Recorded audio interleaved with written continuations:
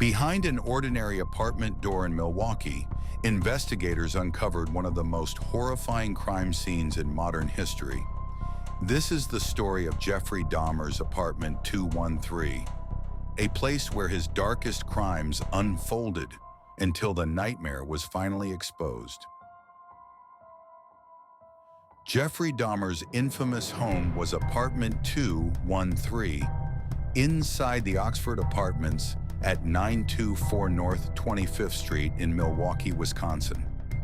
From the outside, it looked like any other low-rent apartment building, nothing that hinted at the nightmare inside. Neighbors remembered Dahmer as quiet, polite, even a little strange, but certainly not the man responsible for one of the darkest cases in American true crime history. Dahmer moved into apartment 213 in May 1990. For just $300 a month, he had a space of his own. But for his victims, this small apartment became a trap they would never escape. He decorated it sparsely: a couch, a fish tank, a small table. To outsiders, it seemed unremarkable.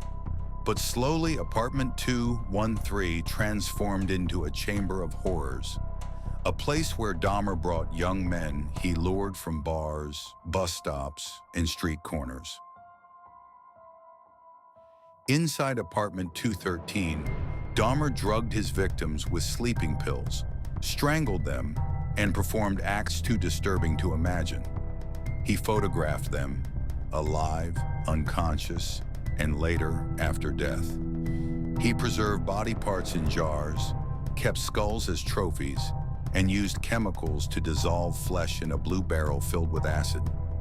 Sometimes he even consumed parts of his victims, an act that gave him the name the Milwaukee Cannibal. On July 22, 1991, Tracy Edwards, one of Dahmer's intended victims, managed to escape from apartment 213. Terrified and still handcuffed, he flagged down police and led them back to Dahmer's apartment. When officers entered the small unit, they immediately noticed the overwhelming smell, a mix of chemicals and decay. But what they found was far worse than anything they could have imagined.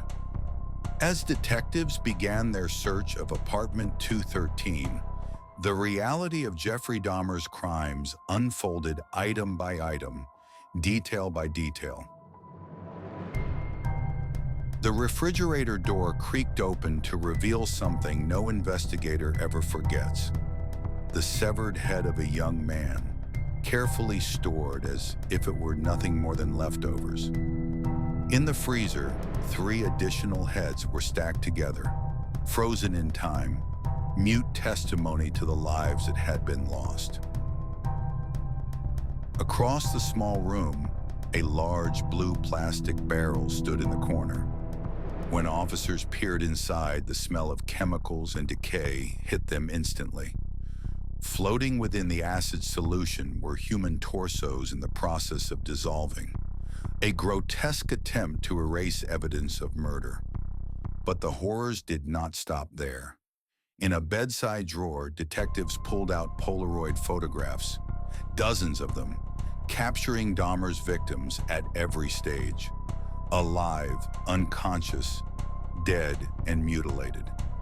Each image was a chilling reminder that Dahmer documented his crimes with disturbing precision. On the shelves and inside closets, they discovered skulls bleached clean, skeletons partially assembled, and bones arranged almost like decorations.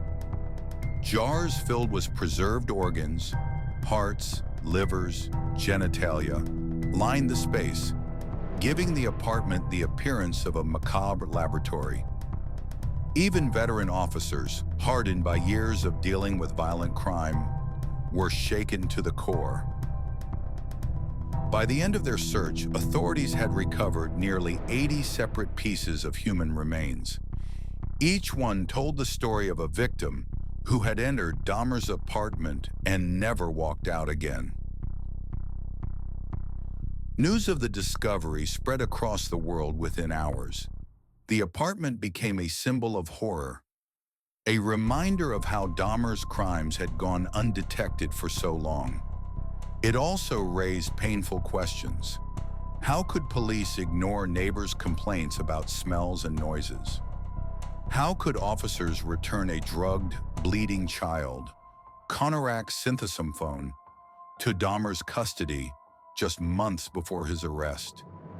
The answers pointed to systemic racism, homophobia, and failures that cost lives.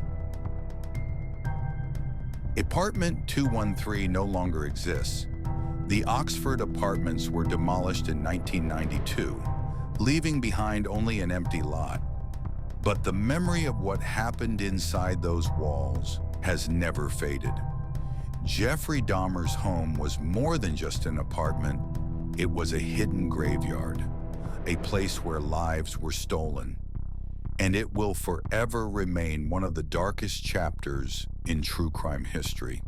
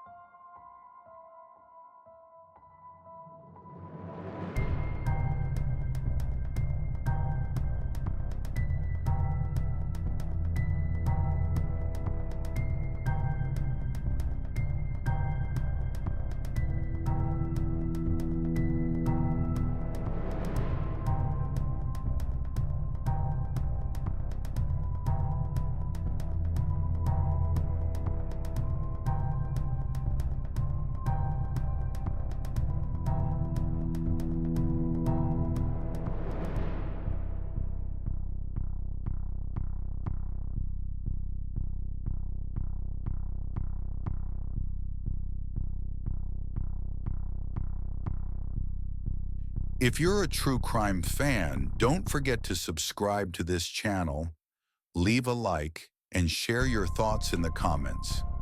And step with us into the hidden corners of human nature.